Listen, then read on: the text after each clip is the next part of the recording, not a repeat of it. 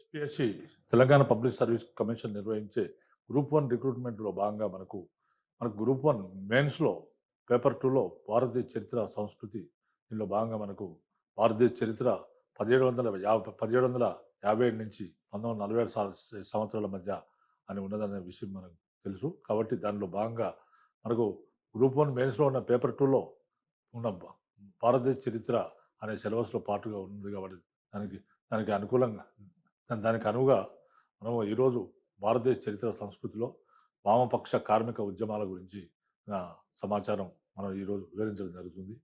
ఈ విధంగా మరి గ్రూప్ 1 మెయిన్స్‌లో ఎలాంటి ప్రశ్నలు వస్తాయి, వామపక్ష కార్మిక ఉద్యమాల నుంచి గ్రూప్ 1లో ఎలాంటి ప్రశ్నలు వస్తాయనే విషయాన్ని ఇప్పుడు చెప్పడం జరుగుతుంది.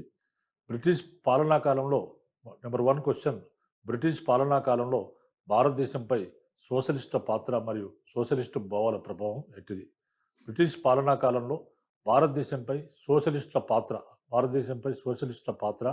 మరియు సోషలిస్టుల భావాల ప్రభావం ఎట్టిదనే ప్రశ్న అడిగే అవకాశం ఉంటుంది. అదేవిధంగా కార్మిక ఉద్యమాల పుట్టుక పెరుగుదలను వివరించము. భారతదేశంలో కార్మిక ఉద్యమాల పుట్టుక మరియు పెరుగుదలను వ్యాప్తిని వివరించమనే ప్రశ్న, ఇలాంటి ప్రశ్నలు మనకు గ్రూప్ 1 మెయిన్స్‌లో వచ్చే అవకాశం ఉంది. కాబట్టి దీన్ని ఏ విధంగా ఈ ప్రశ్నలు మనకు గ్రూప్ 1 మెయిన్స్‌లో వచ్చినట్లయితే ఏ విధంగా రాయాలనే అంశాన్ని ఇప్పుడు చెప్తాను. తర్వాత వామపక్షాలు, కార్మిక సంఘాలు, రైతు ఉద్యమాలు మనకు ఈ ఈ టాపిక్స్ మనకు ఇందులో. తర్వాత మనకు 20వ శతాబ్దం రెండో దశాబ్దిలో భారతదేశంలో వామపక్ష భావాలు పరివ్యాప్తం కావడానికి అనుకూల పరిస్థితులు ఏర్పడ్డాయి. 20వ శతాబ్దం మధ్యలో రెండో దశాబ్దిలో మనకు భారతదేశంలో వామపక్ష భావాలు అంటే కమ్యూనిస్టు భావాలు పరివ్యాప్తం అంటే వ్యాపించడానికి అనుకూల పరిస్థితులు ఆ కాలంలో ఉండేవి. అనుకూల పరిస్థితులు ఏర్పడ్డాయి. ఎందుకు ఏర్పడ్డాయంటే బ్రిటిష్ వలస ప్రభుత్వం అవలంబించిన ఆర్థిక దోపిడీ విధానాల వల్ల భారతదేశం తీవ్రంగా నష్టపోయింది. అంటే మనకు బ్రిటిష్ వారు అనేక రకరకాల ఆర్థిక విధానాలను అవలంబించారు. ఎటువంటి విధానాలు అంటే వారి ఆర్థిక విధానం ఇక్కడ భారతదేశంలో వారి పరిపాలన ప్రవేశపెట్టిన తర్వాత వారి ఆర్థిక విధానాలను ఇక్కడ ప్రవేశపెట్టారు. అంటే ఇక్కడ భారతదేశంలో ఉన్న పరిపాలన కానీ, ఇతర రంగాలు కానీ అన్నీ కూడా వారి ఆర్థిక పరిస్థితులకు అనుకూలంగా ఉండేటట్లు చేసుకోవడం జరిగింది. అయితే మనకు వారి ఆర్థిక పరిస్థితుల్లో ప్రధానంగా ఇక్కడ ముడి సరుకులను అక్కడ తీసుకుపోవడం, భారతదేశంలో ముడి సరుకులు తీసుకుపోవడం, అక్కడ పారిశ్రామిక విప్లవం వచ్చి ఇంగ్లాండ్లో ఈ పారిశ్రామిక విప్లవంలో అనేక నూతన యంత్రాలు కనుగొనబడి ఆ నూతన యంత్రాలపైన ఇక్కడ నుంచి తీసుకుపోయిన ముడి సరుకులను అక్కడ తీసుకుపోయి ప్రతిలాంటి ముడి సరుకులను అక్కడ రకరకాల మళ్ళీ యంత్రాలలో వస్తువులు తయారు చేసుకొచ్చి భారతీయులకు అమ్మడం. అదేవిధంగా భారతదేశం నుంచి ఏ వస్తువు పోయినా కానీ అన్ని బ్రిటన్ దేశానికి ఎగుమతి కావాలి తప్ప వేరే దేశాలకు ఎగుమతి కాకూడదని ఇట్లా ఆర్థిక దోపిడీ భారతీయులపైన. అదేవిధంగా మరి బ్రిటన్ నుంచి భారతదేశానికి వచ్చే వస్తువులు, యంత్రాలపై తయారయ్యే వస్తువులపైన ఎలాంటి పన్నులు ఉండేవి కాదు. దిగుమతులపై ఎలాంటి పన్నులు ఉండేవి కాదు. అయితే మనకు ఈ విధంగా వచ్చినప్పుడు ఎలాంటి పనులు ఉండేవి కాదు. ఇట్లా వారి ఆర్థిక విధానాలు బాగా ఎక్కువైపోయాయి భారతదేశం మీద. వారి ఆర్థిక దోపిడీ వల్ల భారతదేశం ఆర్థికంగా బ్రిటిష్ వారు రాకముందు భారతదేశం ఆర్థిక పరిపుష్టి కలిగి ఉన్నది. అయితే బ్రిటిష్ వారు వచ్చిన తర్వాత వీరు వచ్చి ఆర్థిక దోపిడీ చేయడం వల్ల భారత ఆర్థిక వ్యవస్థ అన్ని రంగాల్లో కూడా మొత్తం పతన దశకు చేరుకుంది. కాబట్టి ఈ విధంగా బ్రిటిష్ ప్రభుత్వం అవలంబించిన ఆర్థిక దోపిడీ విధానాల వల్ల భారతదేశం తీవ్రంగా నష్టపోయింది. తర్వాత దేశీయ పరిశ్రమలు నష్టపోయాయి. ఎందుకంటే బ్రిటిష్ పరిశ్రమలు వచ్చాయి, దాంతో భారతదేశంలో ఉన్న కుటీర పరిశ్రమలు, హస్తకళలు నష్టపోయాయి. అంటే దేశీయ పరిశ్రమలు అంటే యంత్ర పరికరాలపైన తయారైన వస్తువులతో దేశీయ పరిశ్రమలు, మన నాణ్యమైన దేశీయ పరిశ్రమలు, ముఖ్యంగా చిన్న పరిశ్రమలు, పట్టణాల్లో ఉండే పరిశ్రమలు కానీ, కుటీర పరిశ్రమలు కానీ, హస్తకళలు కానీ, చేతి వృత్తులు కానీ ఇవన్నీ నశించిపోయాయి బ్రిటిష్ వారి ఆర్థిక విధానాల వల్ల. వ్యవసాయం కూడా దెబ్బతిన్నది.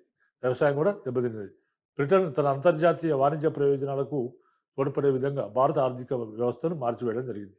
బ్రిటన్ ఏం చేసింది? తన అంతర్జాతీయ వాణిజ్య ప్రయోజనాలకు తోడ్పడే విధంగా అంటే తనకు ఆర్థికంగా ఏ విధంగా తన ఆర్థిక వ్యవస్థను ఏ విధంగా డెవలప్ చేసుకోవాలో ఆ విధంగా చేసింది. అంటే వ్యవసాయం దెబ్బతిన్నది, దేశీయ పరిశ్రమలు దెబ్బతిన్నాయి. బ్రిటన్, ఇంగ్లాండ్ ఏం చేసిందంటే తన అంతర్జాతీయ వాణిజ్య ప్రయోజనాలకు తోడ్పడే విధంగా భారత ఆర్థిక వ్యవస్థను మార్చివేయడం జరిగింది. ఇందుకు తోడు తరచూ దేశంలోని వివిధ ప్రాంతాల్లో క్షామ పరిస్థితులు నెలకొన్నాయి. అంటే ఇక్కడంటే వాణిజ్యీకరణ, వ్యవసాయాన్ని వాణిజ్యీకరణ చేసింది బ్రిటన్.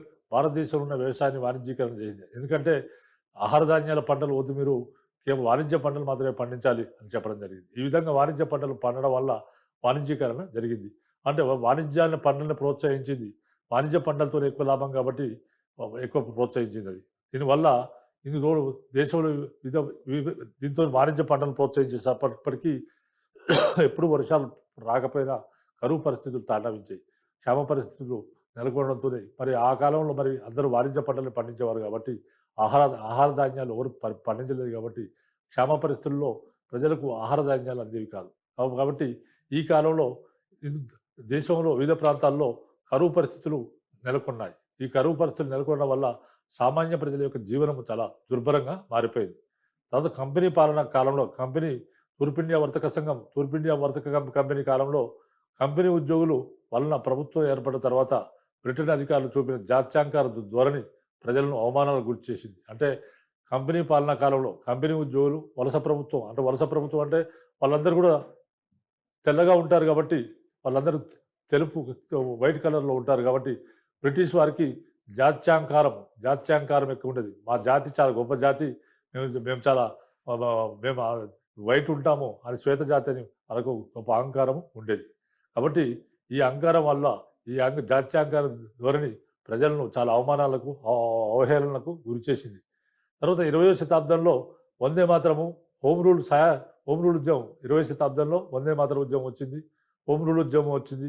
సహాయ నిరాకరణ ఉద్యమం వచ్చింది. 20వ శతాబ్దంలో వందే మాతరం ఉద్యమం, హోమ్ రూల్ ఉద్యమం, సహాయ నిరాకరణ ఉద్యమాలు అంటే స్వాతంత్ర పోరాటంలో భాగంగా 1905 సంవత్సరంలో వందే మాతరం ఉద్యమం వచ్చింది. 1915లో 14లో హోమ్ రూల్ ఉద్యమం వచ్చింది. 1920లో సహాయ నిరాకరణ వచ్చింది. ఇవి దేశవ్యాప్తంగా ఈ ఉద్యమాల్లో స్వాతంత్ర పోరాటంలో భాగంగా ఈ ఉద్యమాల్లో దేశవ్యాప్తంగా ఉన్న ప్రజలు ఈ ఉద్యమాల్లో పాల్గొనడం జరిగింది. అందువల్ల దేశంలో రాజకీయ చైతన్యం, అందువల్ల ఈ విధంగా ఒక జాతీయ భావం ప్రజల్లో రూపొందింది. తర్వాత సహాయ నిరాకరణ ఉద్యమంలో సహాయ నిరాకరణ ఉద్యమాల్లో ఇలాంటి ఉద్యమాల్లో భాగంగా దేశవ్యాప్తంగా ప్రజలు పాల్గొనడం జరిగింది. ఇందువల్ల దేశంలో ఒక రాజకీయ చైతన్యం అనేది పెంపొందించింది. వివిధ రాజకీయ సిద్ధాంతాలను గురించిన పరిజ్ఞానాన్ని ఆంగ్లంలో దేశ భాషల్లో వచ్చిన పత్రికలకు ప్రజలకు ఈ విధంగా అందాయి. అంటే ప్రజలను ఎడ్యుకేట్ చేశారు కాబట్టి ఈ ఉద్యమాలన్నీ వచ్చాయి. ఆ విధంగా ప్రజల్లో రాజకీయ చైతన్యం వచ్చింది.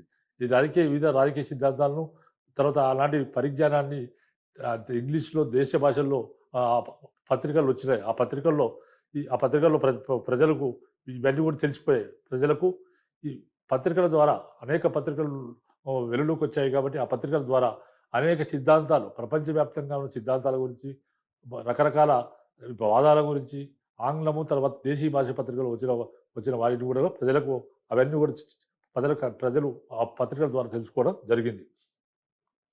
తర్వాత అంతర్జాతీయ పరిణామాల గురించి ప్రజలు ఎప్పటికప్పుడు సమాచారం అందుతుంది. అంతర్జాతీయ పరిణామాలు అంటే అంతర్జాతీయంగా ఎలాంటి పరిణామాలు సంభవిస్తున్నాయి, ఎలాంటి సంఘటనలు జరుగుతున్నాయి, ఎలాంటి పరిణామాలు సంభవిస్తున్నాయి గురించి ప్రజలకు ఎప్పటికప్పుడు సమాచారం అందించి వాటిని విశ్లేషించే ధోరణి ప్రజల్లో పెంపొందింది. ఎందుకంటే న్యూస్ పేపర్ చదువుతున్నారు ప్రజలు. న్యూస్ పేపర్స్ కొత్త వెలుగులోకి వచ్చాయి. అనేక భాషల న్యూస్ పేపర్స్ వచ్చాయి. దీంట్లో మనకు ఇంగ్లీష్ న్యూస్ పేపర్స్ వచ్చాయి, భారతీయ భాషల్లో న్యూస్ పేపర్స్ వచ్చాయి. అంతర్జాతీయంగా ఏం జరుగుతుందనే పరిణామాలను అన్నిటి కూడా ప్రజలకు ఎప్పటికప్పుడు సమాచారం అందుతుంది, తెలుస్తుంది పేపర్స్ ద్వారా. వాటి నుంచి ఈ విధంగా రౌలత్ సత్యాగ్రహం, సహాయ నిరాకరణ ఉద్యమాల వలన పాలకులకు ఒక కుదిపాయి. రౌలత్ సత్యాగ్రహం వచ్చింది 1919లో రౌలత్ సత్యాగ్రహం వచ్చిందనమాట. రౌలత్ అనేవాడు పంజాబ్ మిలిటరీ జనరల్గా ఉండే వాడు. రౌలత్ అనేవాడు యుద్ధ సమయాలలో ఎలాంటి చట్టాలు ఉంటాయో, మొదటి ప్రపంచ యుద్ధం 1914 నుంచి 1918 మధ్య మొదటి ప్రపంచ యుద్ధం జరిగింది. మొదటి ప్రపంచ యుద్ధం ముగిసిన తర్వాత యుద్ధకాలంలో ప్రజలకు ఎలాంటి హక్కులు ఉండవు అనేది ఈ సారాంశం యుద్ధకాలంలో. అయితే యుద్ధం ముగిసినప్పటికీ కూడా పంజాబ్లో రౌలత్ అనే ఆర్మీ జనరల్ వాడు ఏం చేశాడంటే మళ్ళీ రౌలత్ చట్టాన్ని ప్రవేశపెట్టాడు. అంటే పంజాబ్లో యుద్ధ సమయంలో ఎలాంటి పరిస్థితులు ఉన్నా పంజాబ్లో కూడా ఇప్పుడు అలాంటి పరిస్థితులు అని చెప్పి ఆయనే రౌలత్ చట్టాన్ని తీసుకొచ్చాడు. దీన్ని రౌలత్ చట్టాన్ని వ్యతిరేకిస్తూ అలాంటి ప్రజలు రౌలత్ సత్యాగ్రహం చేయడం జరిగింది. ఈ విధంగా రౌలత్ సత్యాగ్రహంకి వ్యతిరేకంగా తర్వాత సహాయ నిరాకరణ ఉద్యమాల వలన పాలకులను ఒక కుదిపాయి. సహాయ నిరాకరణ ఉద్యమం కూడా బ్రహ్మాండంగా సాగింది. రౌలత్ సత్యాగ్రహం బ్రహ్మాండంగా సాగింది. ఇప్పుడు రౌలత్ సత్యాగ్రహం సందర్భంగానే జలియన్ వాలాబాగ్ సంఘటన జరిగింది భారతదేశంలో. కాబట్టి రౌలత్ సత్యాగ్రహం తర్వాత సహాయ నిరాకరణ ఉద్యమాల వల్ల పాలకులను ఒక కుదిపాయి కాబట్టి సహాయ నిరాకరణ ఉద్యమం పరాకాష్ఠ దశలో ఉన్నప్పుడు మరి సహాయ నిరాకరణ ఉద్యమం బ్రహ్మాండంగా జరుగుతుంది. భారతదేశ వ్యాప్తంగా సహాయ నిరాకరణ ఉద్యమం జరుగుతుంది. మనకు మహాత్మా గాంధీ పిలుపు మేరకు భారతదేశ వ్యాప్తంగా సహాయ నిరాకరణ ఉద్యమం 1920 నుంచి 22 సంవత్సరాల మధ్య దేశవ్యాప్తంగా సహాయ నిరాకరణ ఉద్యమం జరిగింది. అయితే మనకు సహాయ నిరాకరణ ఉద్యమం కొన్ని హింసాత్మక సంఘటనలకు దారితీసింది. అదేంటంటే 1922 సంవత్సరంలో ఉత్తరప్రదేశ్లో ఉన్న గోరఖ్పూర్ జిల్లాలో 1922 సంవత్సరంలో ఉత్తరప్రదేశ్లో ఉన్న గోరఖ్పూర్ జిల్లాలో ఉన్న చౌరీ చౌరా అనే ప్రాంతంలో ప్రజలు వెళ్ళి పోలీస్ స్టేషన్ కాల్చివేయడం జరిగింది. పోలీస్ స్టేషన్ను కాల్చివేయడం జరిగింది.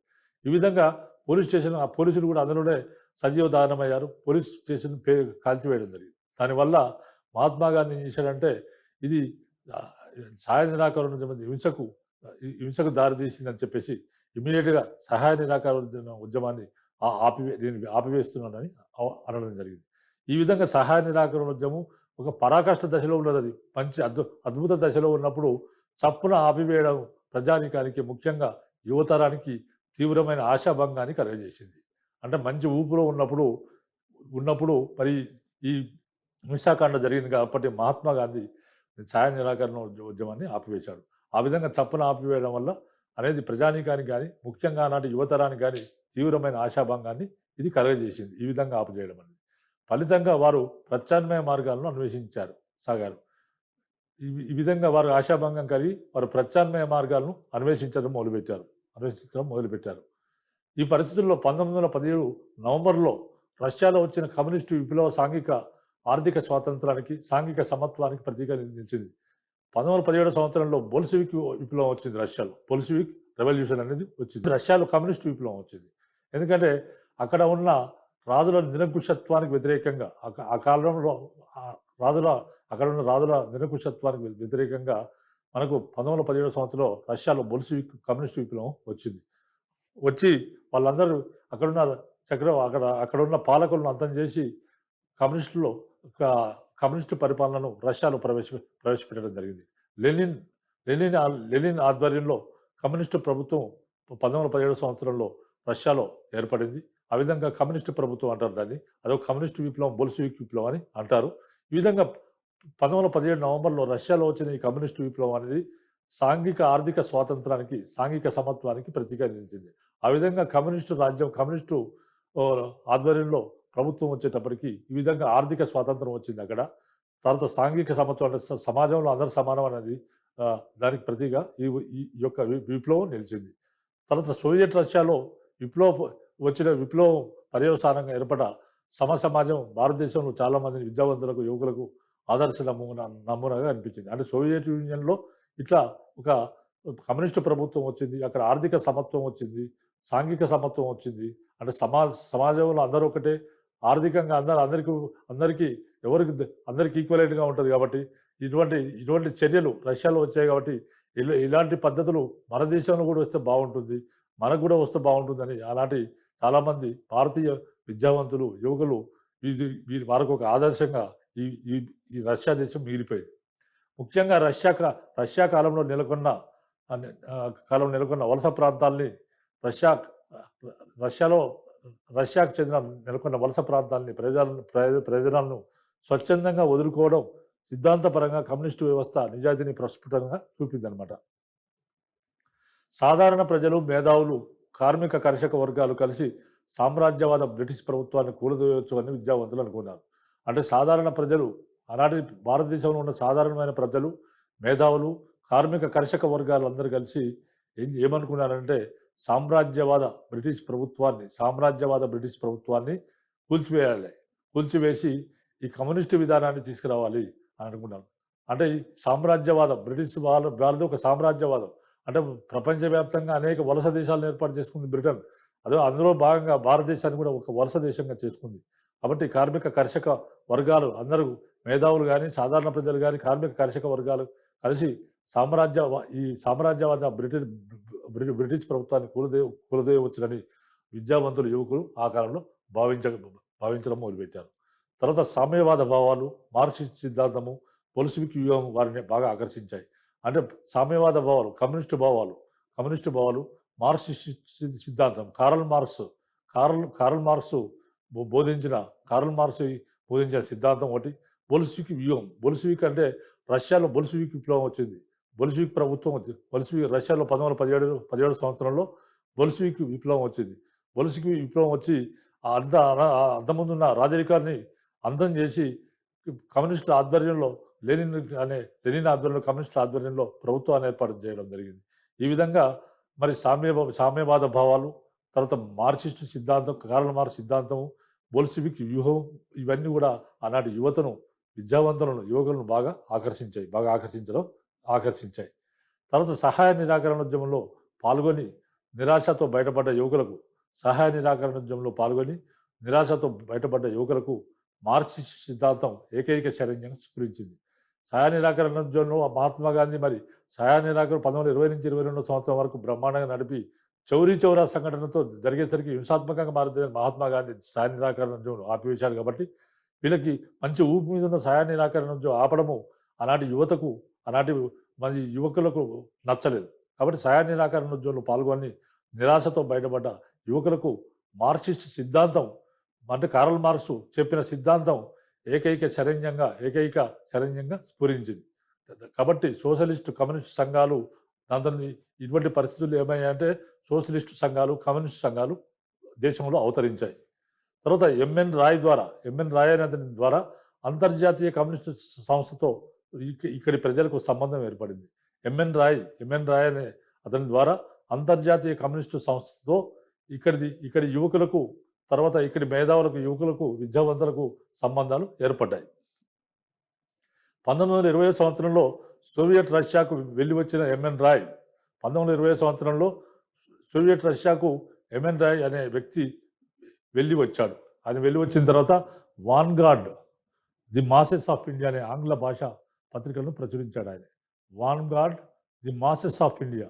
ఎంఎన్ రాయ్ అక్కడికి సోవియట్ రష్యాకు 1920లో పోయి వచ్చిన తర్వాత ఆయన ఏం రాశాడంటే Vanguard the masses of India అనే ఆంగ్ల భాషా పత్రికలను ప్రచురించాడు. ఆయన ప్రచురించాడు.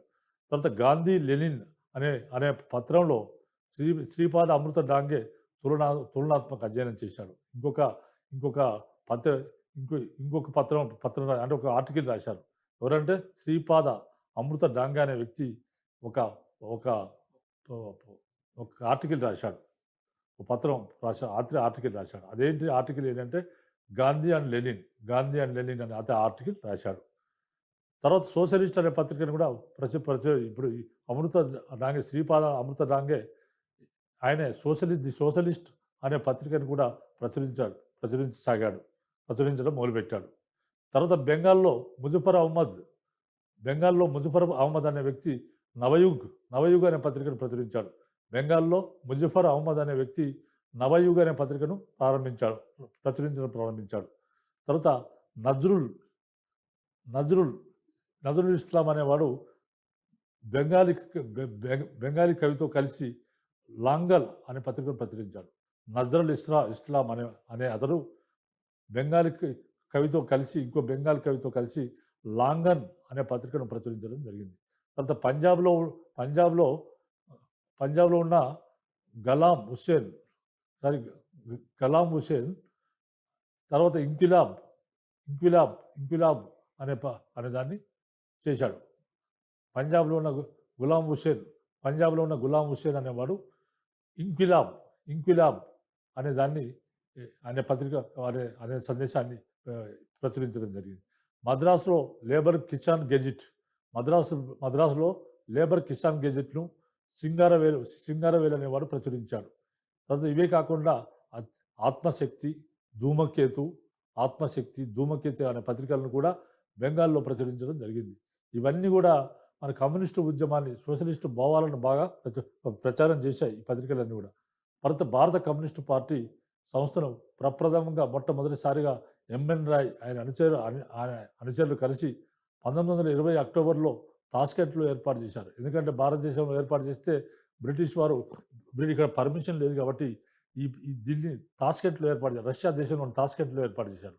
భారత కమ్యూనిస్టు పార్టీ అనే ఒక సంస్థను మొట్టమొదటిసారి ఎంఎన్ రాయ్ మరి ఆయన అనుయాయులు ఎంఎన్ రాయ్ మరి ఆయన అనుయాయులందరూ కలిసి 1920 సంవత్సరం అక్టోబర్‌లో తాష్కెంట్‌లో భారత కమ్యూనిస్టు పార్టీ అనే సంస్థను ఏర్పాటు చేశారు. తర్వాత ఎంఎన్ రాయ్ అనుచరులు ఎవరంటే వీరేంద్రనాథ్ చటోపాధ్యాయ అనుచరులు. మరి ఎంఎన్ రాయ్ కొంతమంది అనుచరులు ఉన్నారు.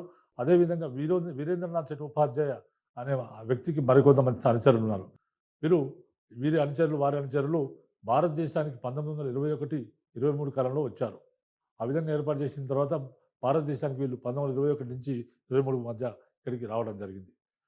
దాంతో కమ్యూనిస్టు ఉద్యమంగా ఊపందుకుంది. వీళ్ళందరూ కమ్యూనిస్టు ఉద్యమాన్ని మంచి ఊపిని తీసుకొచ్చారు భారతదేశంలో. విదేశాల నుంచి సిద్ధాంతపరమైన సాహిత్యాన్ని పంపేవారు. అంటే విదేశాల నుంచి రష్యా మిగతా కమ్యూనిస్టు దేశాల నుంచి విదేశాల నుంచి వీరు సిద్ధాంతపరమైన సాహిత్యాన్ని భారతదేశానికి పంపించేవారు.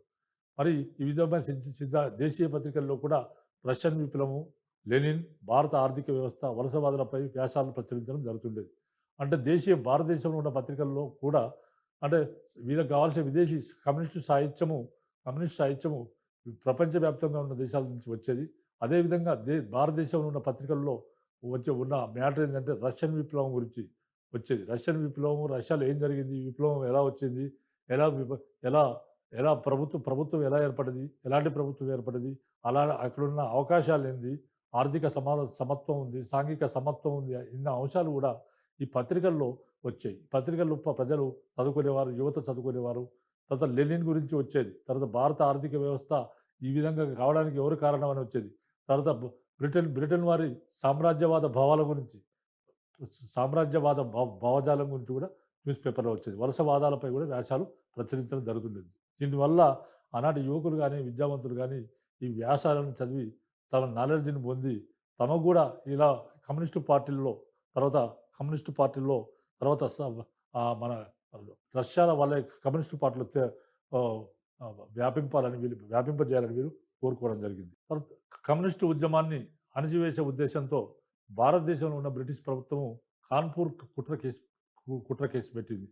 కమ్యూనిస్టు ఉద్యమాన్ని అణచివేయాలి. ఎందుకంటే అప్పటికే యూరోప్లో ఒక భయం, రష్యాలో కమ్యూనిస్టు విప్లవం వచ్చింది. ఈ కమ్యూనిస్టు విప్లవము మిగిలిన యూరోప్ దేశాలకు ఎక్కడ అంటుకుంటుందో, ఎక్కడ వ్యాపిస్తుందో అని వాళ్ళు భయపడ్డారు. అటువంటి మరి బ్రిటన్ కూడా కమ్యూనిస్టు ఉద్యమం అంటే భయం ఉంది. కాబట్టి కమ్యూనిస్టు ఉద్యమాన్ని భారతదేశంలో అంతం చేయాలి, అణచివేయాలని అణచివేసే ఉద్దేశంతో భారతదేశంలోని బ్రిటిష్ ప్రభుత్వము కాన్పూర్ కుట్ర కేసు పెట్టింది. 1924 ఫిబ్రవరి నెలలో కాన్పూర్ కుట్ర కేసు అనేది పెట్టింది. ఎవరెవరి మీద పెట్టింది కాన్పూర్ కుట్ర కేసు అంటే ఈ ఎంఎన్ రాయ్, నళిని గుప్తా, ముజఫర్ అహ్మద్, షౌకత్ ఉస్మానీ, తర్వాత ఎస్ఏ డాంగే, సింగారవేలు మొదలైన వారిపై ఈ కేసు మోపింది అనమాట. వీరు కాన్పూర్ కుట్ర కేసు వీళ్ళ మీద పెట్టింది. వీళ్ళందరూ ప్రముఖ కమ్యూనిస్ట్ నాయకులు. వీళ్ళందరి పైన పెట్టింది. ఎంఎన్ రాయ్, నళిని గుప్తా, ముజఫర్ అహ్మద్, షౌకత్ ఉస్మానీ, తర్వాత ఎన్ఏ డాంగే, సింగారవేలు మొదలైన వారిపైన కాన్పూర్ కుట్ర కేసు పెట్టడం జరిగింది. కాన్పూర్ కుట్ర కేసు పెట్టింది. తర్వాత ఈ కేసు మోపడంతో వారికి భిన్న కాలాలకు సంబంధించిన జైలు శిక్ష విధించింది. ఒక్కొక్కరికి కొంత టర్మ్ ప్రకారం జైలు శిక్ష విధించడం జరిగింది. 1925 డిసెంబర్లో కమ్యూనిస్టు సమాజాలన్నీ కలిసి కాన్పూర్లో సమావేశమై ఏకపక్షంగా ఏర్పడ్డారు. 1925 డిసెంబర్లో కమ్యూనిస్టు పార్టీలో ఎవరెవరు ఉన్నారో వాళ్ళందరూ ఒక దగ్గర కలిసి కాన్పూర్లో సమావేశం నిర్వహించారు. వాళ్ళు కాన్పూర్లో సమావేశం నిర్వహించడం జరిగింది. కాన్పూర్లో సమావేశం నిర్వహించి అందరం ఐక్యంగా ఉండాలి, ఏకపక్షంగా ఉండాలని ఆ విధంగా ఒక వానికి అనుకోవడం. ఆ విధంగా ఏర్పడ్డ కమ్యూనిస్ట్ పార్టీ ఆఫ్ ఇండియా సిపిఐకి ఎల్వి గాతే కార్యదర్శి కావడం జరిగింది. కమ్యూనిస్ట్ పార్టీ ఆఫ్ ఇండియాగా ఏర్పడ్డారు. ఆ విధంగా కమ్యూనిస్ట్ పార్టీ ఆఫ్ ఇండియాగా వాళ్ళందరూ ఏర్పడి కమ్యూనిస్ట్ పార్టీ ఆఫ్ ఇండియాకు ఎన్వి గాతే అనేవాడు కార్యదర్శి అయ్యాడు. పార్టీ సభ్యులు కాంగ్రెస్ సంస్థలో చేరి ఆ సంస్థలో బలమైన వామపక్షంగా వ్యవహరించాలని నిర్దేశించారు. అంటే కమ్యూనిస్టు పార్టీ ఆఫ్ ఇండియా ఏర్పడ్డారు, కానీ కమ్యూనిస్టు పార్టీ బాటంగా లేకుండా భారత జాతీయ కాంగ్రెస్‌లో ఉండేవారు వీరు. భారత కాంగ్రెస్‌లో ఉండి, కాంగ్రెస్‌లో ఉంటూ దాంట్లో సభ్యత్వం కలిగి దాంట్లో ఉంటూ వీరు బయట కమ్యూనిస్టు కార్యకలాపాలు చేసుకునేవారు. వీరికి అధికారికంగా కమ్యూనిస్ట్ పార్టీ లేదు కాబట్టి, పెట్టుకునే అవకాశం లేదు కాబట్టి, వాళ్ళు అందుకే రష్యాలో తాష్కెంట్‌లో 1920 సంవత్సరంలో కమ్యూనిస్ట్ పార్టీ ఆఫ్ ఇండియా పెట్టారు. ఇక్కడ అవకాశం లేదు కాబట్టి. బ్రిటిష్ వారు దీన్ని నిషేధిస్తారు కాబట్టి. కాబట్టి ఈ పార్టీ సభ్యులందరూ కలిసి కమ్యూనిస్టు భావాలున్నోళ్ళందరూ కలిసి కాంగ్రెస్ సంస్థలో చేరి, ఆ సంస్థలో బలమైన వామపక్ష అంగంగా వ్యవహరించాలని నిర్దేశించారు. ఆ సంస్థలో కాంగ్రెస్‌లోనే ఉంటూ వీరి కమ్యూనిస్టులు వారి కార్యకలాపాలను కొనసాగించేవారు. తర్వాత భారత కమ్యూనిస్టు పార్టీ, కమ్యూనిస్ట్ ఇంటర్నేషనల్, కొమింటర్న్, భారత కమ్యూనిస్టు పార్టీ, కమ్యూనిస్ట్ ఇంటర్నేషనల్, కొమింటర్న్ సంస్థల మధ్య నేరుగా సంబంధాన్ని నెలకొల్పాలని తొలుత నిర్ణయం జరిగింది. కానీ కొమింటర్న్ రెండవ సమావేశంలో తూర్పు దేశాలలో విప్లవ ప్రతీక అనే లెనిన్ ప్రస్తుతించిన ఎంఎన్ రాయ్ భారత జాతీయ బూర్జువా వర్ణ సంస్థ కాంగ్రెస్‌తో కమ్యూనిస్టు సంబంధాల గురించి లెనిన్ బోధించడం జరిగింది. ఈ విధంగా కమ్యూనిస్టు పార్టీ, భారత కమ్యూనిస్టు పార్టీ, కమ్యూనిస్ట్ ఇంటర్నేషనల్ ఏంటంటే కోమింటర్న్ సంస్థల మధ్య ఇంటర్నేషనల్ అని ఒకటి ఉంటుంది. దాన్ని కోమింటర్న్ అంటారు. భారత కమ్యూనిస్ట్ పార్టీ, కమ్యూనిస్ట్ ఇంటర్నేషనల్ సంస్థల మధ్య నేరుగా సంబంధాలు నెలకొల్పాలని తొలుత నిర్ణయం జరిగింది అనుకున్నారు. కానీ కమ్యూనిస్ట్ కొమింటర్న్ రెండో సమావేశంలో తూర్పు దేశాల్లో విప్లవ ప్రతీక అని లెనిన్ ప్రశ్నించిన తూర్పు దేశాల్లో విప్లవ ప్రతీక, తూర్పు దేశాలంటే ఇవన్నీ కూడా తూర్పు దేశాలు. తూర్పు దేశాల్లో విప్లవ ప్రతీక అని లెనిన్ ప్రస్తుతించిన ఎంఎన్ రాయ్ భారత జాతీయ బూర్జువా వర్గ సంస్థ కాంగ్రెస్‌తో కమ్యూనిస్ట్ సంబంధాల గురించి లెనిన్ విభేదించడం జరిగింది.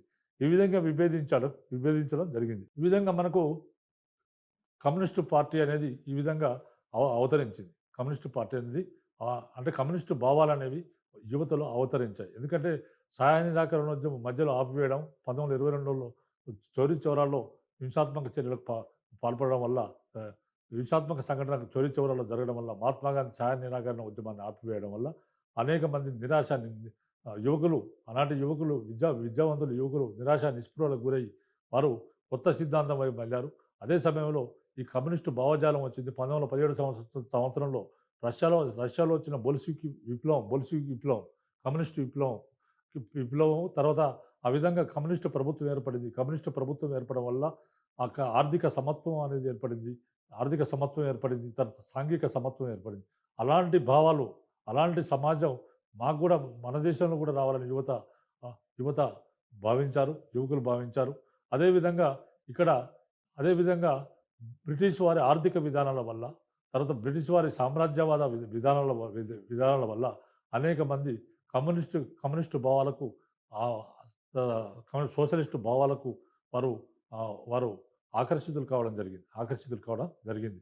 ఆ విధంగా మరి భారతదేశంలో ఉన్న అనేక మంది పత్రికలు ఏర్పాటు చేసి రష్యాలో ఏం జరుగుతుంది, ప్రపంచవ్యాప్తంగా ఏం పరిణామాలు జరుగుతున్నాయి అనే అంశాలను కూడా ఇక్కడ ఈ పత్రికల ద్వారా అలాంటి సమాజము ఇంగ్లీషు తర్వాత రకరకాల దేశీయ భాషల పత్రికల్లో వారు ఈ విషయాలను గ్రహించడం జరిగింది. ఆ విషయాలు గ్రహించి వారిలో గ్రహించిన వారిలో అభ్యుదయ భావాలు